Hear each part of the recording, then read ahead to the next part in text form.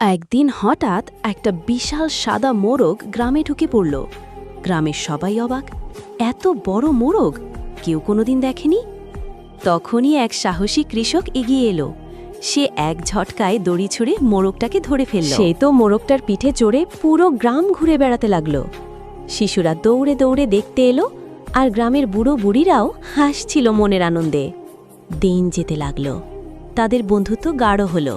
কৃষক মোরগটাকে ফল খাওয়াতো, আদর করত, আর মোরগটা খুশিতে নাচত। দিন কৃষক তার মোরগটাকে জিমে নিয়ে গেল। মোরগটা ছোট ছোট ডাম্বেল তুলছিল, আর কৃষক বলছিল, চল ফিট হতে হবে। কিন্তু হঠাৎই মোরগটার পেটে ব্যথা শুরু হলো। সে চুপচাপ বসে পড়ল। কৃষকের চোখে চিন্তা আর মন খারাপ। তখনই মোরগটা দিল এক বিশাল সোনার ডিম, চকচকে ঝলমলে, যেন আসলেই এক জাদু।